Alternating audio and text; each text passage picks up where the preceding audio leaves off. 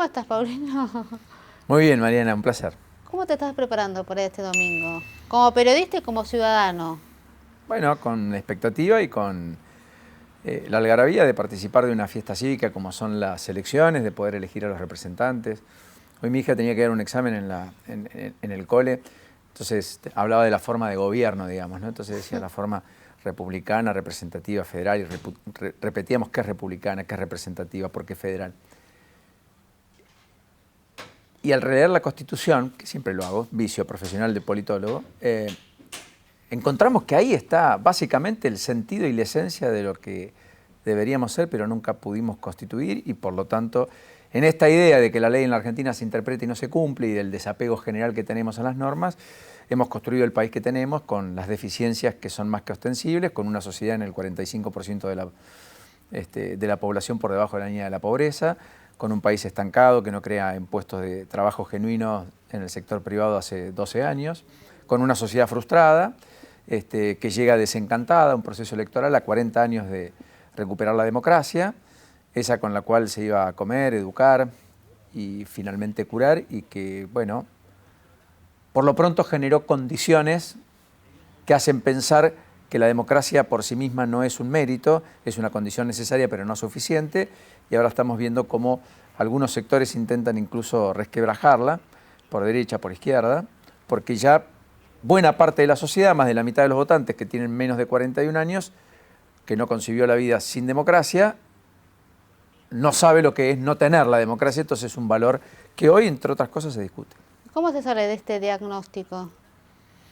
Con mucho equipo, con mucho esfuerzo, con miles de personas haciendo lo correcto, apegándose a la ley, cumpliendo la norma, respetando la Constitución y creando un clima distinto. De todos estos candidatos que se presentan el domingo, ¿cuál pensás que es la mejor opción para llevar a cabo cercano esto?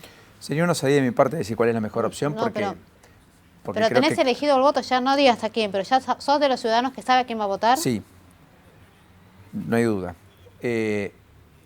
Por supuesto que los ideales no existen, lo perfecto es enemigo de lo posible, hay lo que hay.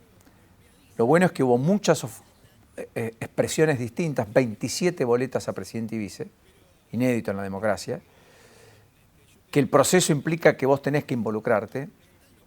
Es un momento en el cual, vos pensá, Mariana, esto, en el camino al cuarto oscuro, imaginario, que es un cuarto claro, sí. Y cuando vos salís de ese lugar, en el momento que vas y en el momento que vos salís, sos todo lo desigual que la vida te dio. Ahora, adentro de ese lugar somos todos lo igual que uno pudiera desear. Todos valemos exactamente lo mismo. Lo que ni afuera, cuando estás por llegar, ni cuando salís, ocurre. Porque el voto del todopoderoso, el multimillonario, vale exactamente lo mismo que el indigente. El analfabeto vale exactamente lo mismo que el más culto de todos los ciudadanos. Entonces, ese momento que es igualador por excelencia es el que tenemos que respetar y abrazar y cuidar. Y ese acto de rebeldía de aquellos sectores más populares es ese día ir, votar, elegir y en todo caso, si no les gusta lo que está, cambiar. Wow, sí, interesante. ¿Por qué la gente no vota? A veces no porque perdió el valor de esa magia que la democracia tenía. No se da cuenta, te acaba de escuchar a vos y se va a ir a votar ahora. Bueno, no sé, ojalá que sea una invitación. Soy uno de los que cree que hay que participar. Y participar más activamente, porque hay una legitimidad de origen, que es la que te da el voto, y luego viene una legitimidad de ejercicio, que los gobiernos deben respetar, que son los que reconstruyen autoridad, los que solidifican procesos políticos, los que dan sustentabilidad a las políticas públicas. En la Argentina tenemos vicios en la legitimidad de origen, porque muchas veces elegimos por descarte, no a la opción que queremos, sino sabiendo a quién no queremos y por lo tanto eligiendo al que está enfrente. Y luego la legitimidad de ejercicio es todo lo que hemos visto que ha corroído la autoridad en los últimos tiempos de manera dramática, a tal punto que solo se explica que este proceso haya llegado a su fin en las condiciones que todos ya observamos, fruto de que básicamente lo constituyó el peronismo, que es una maquinaria de poder, que todo lo impregna en la Argentina, o en buena medida muchas cosas lo impregna, y que está en juego si va a seguir teniendo esa hegemonía de cara al 10 de diciembre en adelante, o si va a empezar a ser más residual, va a quedar más minoritario y por lo tanto va a ser más contestataria y va a terminar estando en la vereda de enfrente a la toma de decisiones, cosa que no ha ocurrido en estos últimos 40 años. Al político le pregunto, ¿cómo ves al peronismo hoy? Repensándose y probablemente en un estadio similar al radicalismo del 2001. ¿Qué es lo que más le preocupa hoy si pierden? ¿Cómo reconstruye identidad? ¿Bajo qué liderazgo? Y sobre todas las cosas, ¿con qué ideas? Porque ha quedado huérfanos de ideas, porque dice Kicillof, dijo Cristina Fernández de Kirchner y otros, hay que tocar otra música. La que se toca o se tocó, perimió, ya fue, dirían los chicos, pasó. ¿Cristina Kirchner ya fue?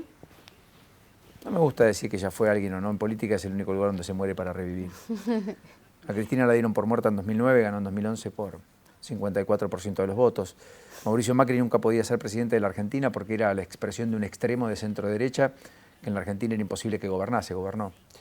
Y finalmente Milei nunca iba a ser presidente de la Argentina porque era minoritario y demás, y está a las puertas de quizás consagrarse en primera vuelta, no lo sabemos. Fíjate lo complejo que es la vida política argentina. Y Néstor Kirchner nunca podía ser presidente, pero no lo conocía nadie y llegó con un 22% de legitimidad y alguien escribió presidente por 90 días, ¿no? O 100 días. ¿Cómo te imaginas a Milei presidente, como politólogo?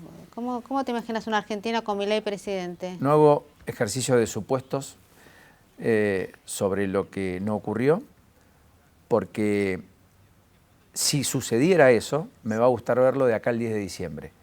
Cuando forme equipos, cuando determine quiénes van a ser sus ministros, quiénes van a ser sus aliados y con quién va a pergeñar la gobernabilidad. Solo ahí podría tener una imaginación de qué sería Milei en el poder. Hoy me es absolutamente inimaginable. Sí me podría imaginar qué sería Patricia Bullrich o en su defecto una continuidad de Massa. A ver, ¿qué significa? ¿Cómo sería Patricia Bullrich?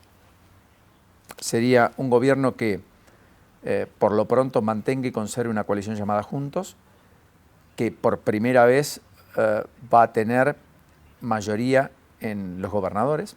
Es la primera vez en 40 años. Mira, el mapa de poder en la Argentina a partir del 10 de diciembre va a cambiar de una manera muy importante. Después del 10 de diciembre, por primera vez en la Argentina, el peronismo no va a ser mayoría en los gobernadores. La llave del Consejo Federal de Inversiones lo van a tener más la oposición que el oficialismo. En el Senado el peronismo no tendrá derecho a veto, como ha tenido hasta acá. Y por sobre todas las cosas, que es muy importante, hay un clima de época que hace que los factores históricos de poder que cobijaron al peronismo en el llano cuando no ostentó el poder ejecutivo, con Alfonsín, con De la Rúa o con Macri, estén en retirada o sean un disvalor para buena parte del conjunto de la sociedad, que son los sindicatos, los gremios, cuyos dirigentes tienen entre 20 y 40 años en la conducción de los mismos, son parte de la Argentina del pasado, no del futuro, y que difícilmente le puedan explicar a la sociedad que si van contra ellos, que si van contra derechos adquiridos de ellos, no de los trabajadores, eso implicará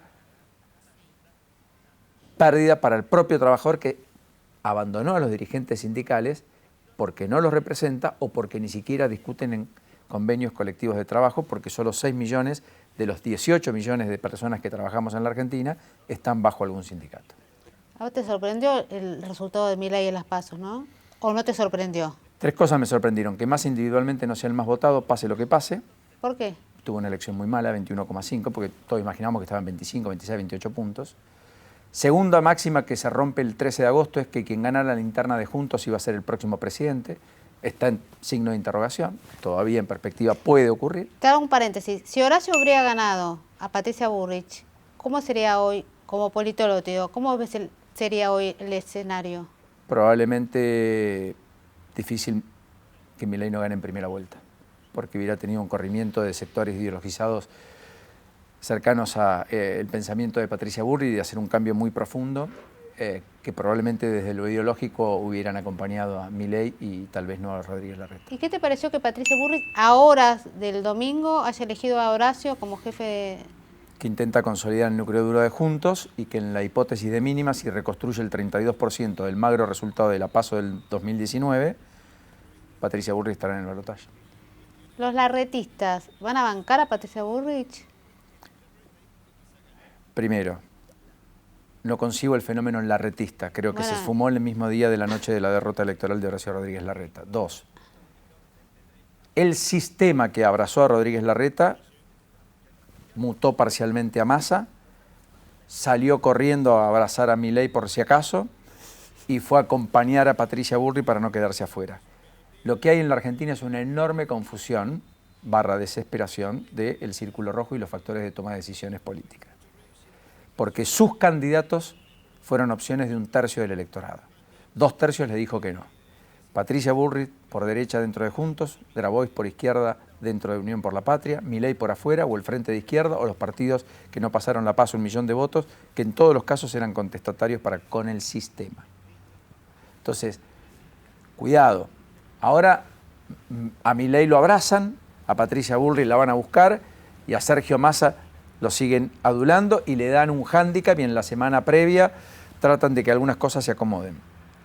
Es el instinto de supervivencia de un sistema muy prebendario y de un capitalismo de amigos que ha calado muy hondo en la Argentina en los últimos 15, 20 años. Ahora, pasando al Paulino periodista, viste que siempre dicen que generalmente un candidato tiene que tener mucho aparato, Horacio tenía mucho aparato, y Milei nada. ¿Cómo ves este paralelismo? Que Milei no tenía nada y sacó más votos que Horacio. Que en las condiciones en las que está la Argentina, Sí. después de una pandemia, con el quiebre mental que eso implicó y con los cambios sociológicos que produjo además, te diría que lo más natural es que se replieguen los partidos tradicionales y que el peso de los aparatos disminuya ostensiblemente. Porque además los aparatos tenían razón de ser en tanto y en cuanto haya alguna mejoría o alguna conservación de cierto status quo que le sea beneficiosa a aquel al que tenía que cuidar. Cuando aquel que debió ser cuidado fue descuidado y cuando aquel que debió seguir ascendiendo empezó a mermar en su capacidad de compra y cuando no solo ya no está arriba de la lona, sino que está haciendo esfuerzo por tratar de subirse y está por debajo de la línea de la pobreza y por lo tanto subsiste cada día, no vive, el peso del aparato se convierte casi en nimio y la gente perdió miedo. El celular se convirtió en un elemento profundamente democratizador. Ya nadie cree que en el cuarto oscuro alguien te está vigilando, te está filmando y te va a quitar un plan porque votes distinto.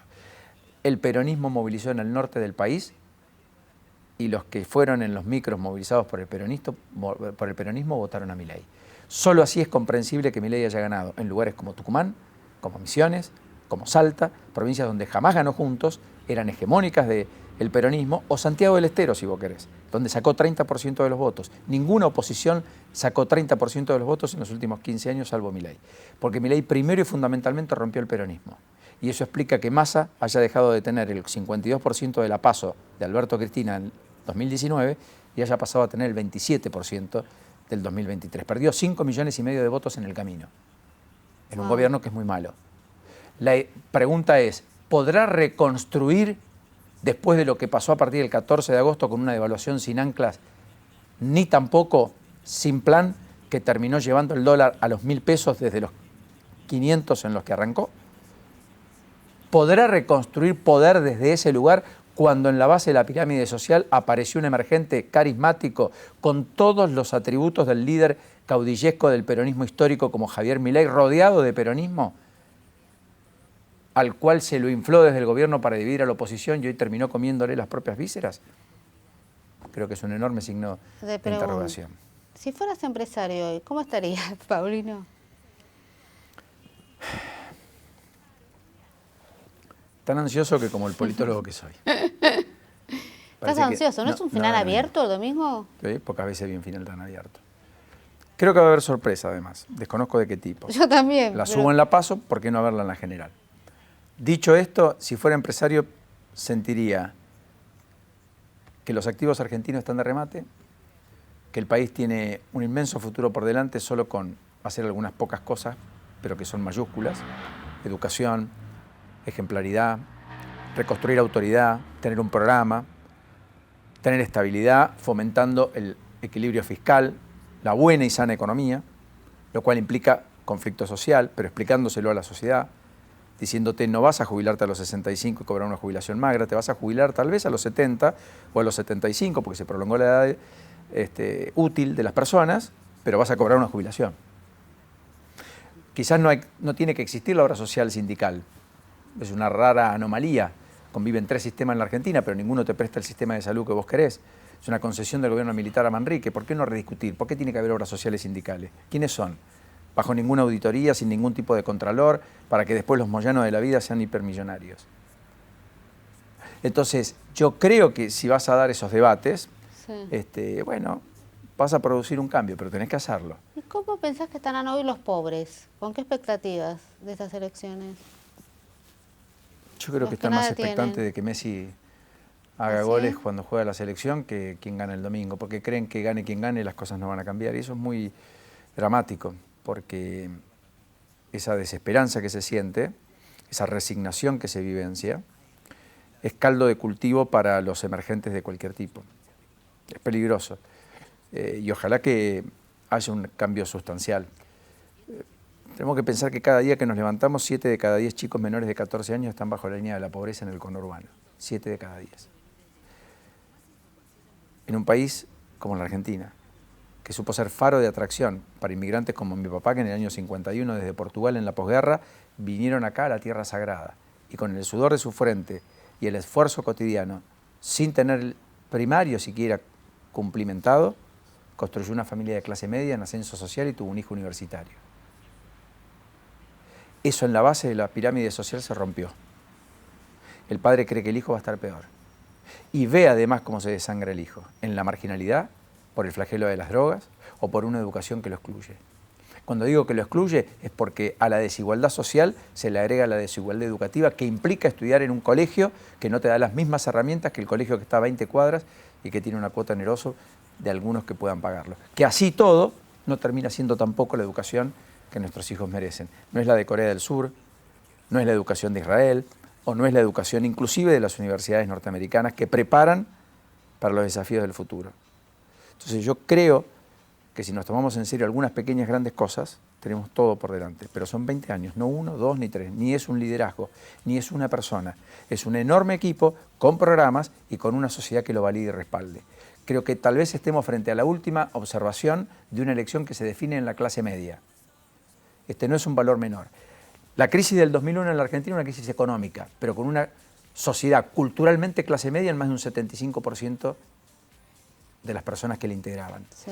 Hoy tenemos una crisis económica y al mismo tiempo una crisis cultural, donde más de la mitad de la población ha dejado de pertenecer a la clase media, o porque es clase media baja, o porque es clase baja, o porque es indigente, y porque lo que conoce en los últimos 22 años ha sido el mundo de la marginalidad, o donde el Estado, cuando aparece, es para reprimir o para detenerlo. Es grave, sí. Es una observación que no podemos dejar de hacer y que está bastante más extendida de lo que nosotros creemos. ¿A qué le temes vos, si le temes algo, el domingo próximo? ¿Qué es lo peor que puede pasar? Como ciudadano, ¿qué es lo peor que puede pasar? Te lo voy a decir en otros términos. Me teme no saber qué va a pasar mañana, pero convivo con eso. Politólogos, como dijo Winston Churchill, somos los que decimos que va a suceder en los próximos 6 meses para contar por qué no ocurrió lo que dijimos que iba a pasar. Es exactamente lo mismo que los programas económicos o los analistas económicos que dicen este año la economía va a caer el 2,3 o el 5,1 o el 4,8. ¿Y el decimal de dónde sale? Lo que tengo es esa incertidumbre, la que tenés vos, la que tenemos todos. Todos tenemos incertidumbre. ¿Quién va a gobernar la Argentina los próximos 4 años? ¿Hay resolución el domingo o hay un trance hasta el 19 de noviembre del 2023? 3 semanas largas de balotaje. Y después quedan 3 semanas hasta la entrega de poder. ¿Y la transición esa cómo va a ser? ¿Cómo debiera ser? Espero que no sea ni como la de San Luis ni como la del Chaco, que rompió el diálogo ayer la vicegobernadora con Capitanich. Sí. La de San Luis es todo lo que ustedes ya conocen, con denuncias cruzadas, judiciales inclusive, del electo gobernador Poggi versus Rodríguez A. Espero que sea más parecida a la de Chubut, aunque con matices, o a la de San Juan. Espero que estén a la altura de las circunstancias. Yo creo que no han estado a la altura de las circunstancias hasta acá. Tiene una reivindicación por delante que es al menos que la transición, si es que no hay continuidad, sea ordenada. ¿Cómo lo ves Alberto Fernández en retirada? ¿Algo bueno de su gobierno? Lo va a juzgar la historia. ¿Pero algo bueno vos como ciudadano de este gobierno, de estos 4 años de Alberto Fernández y Cristina Fernández de Kirchner? Me cuesta encontrarlo, habrá que esperar que el tiempo pase. ¿Algo más que quieras agregar? Se retiró, no ejerció el poder, delegó el gobierno, no se hizo cargo, Nos falló cuando nos mandó a encerrar, no negoció a tiempo, equivocó la diplomacia y habló demasiado y ejecutó poco. Hoy Alejandro Lerner escribió una carta al futuro presidente, una carta abierta. ¿Vos si podías escribir una carta abierta o decir un minuto algo al futuro presidente, sea quien sea, qué le pedirías? Que piense en el otro,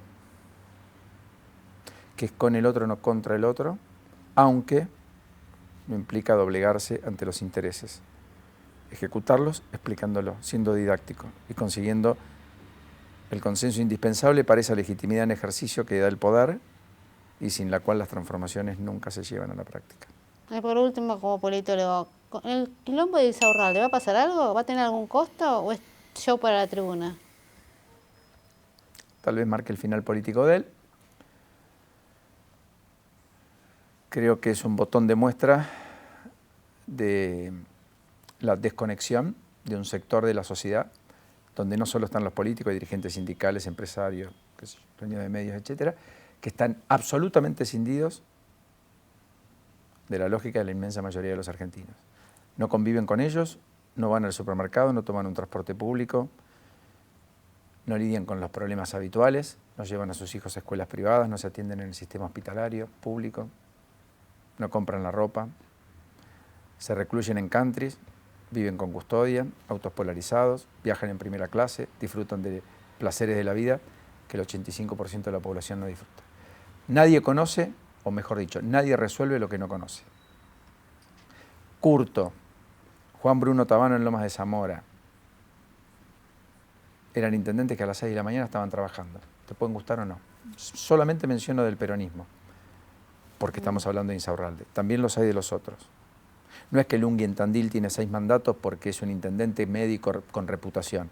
Es porque empieza a las 7 y porque termina a las 12 de la noche. Y porque, entre otras cosas, nunca perdió la relación con la gente. Bueno, ¿dónde te vemos el domingo a vos? ¿Dónde vas a estar? Pantalla de La Nación Más por la tarde, en el mismo horario, 14:30, 17. ¿Te preparás distinto el muy día de las activo. elecciones? ¿Tenés cábala? ¿A qué hora vas a votar? Temprano en la mañana, supongo que con mi hija, que es un enorme placer. ¿Vas Y contento a votar? Muy, siempre. ¿Vas con tu nena? Sí, siempre. Me encanta. Es una fiesta cívica. Bueno, gracias. Quiero dejarle ese pequeño legado. Que ese día no se puede ser presidente. Aunque sea entre dos, siempre tenés la posibilidad de elegir. No dejes que otros lo hagan por vos. Gracias, Paulina. Chao.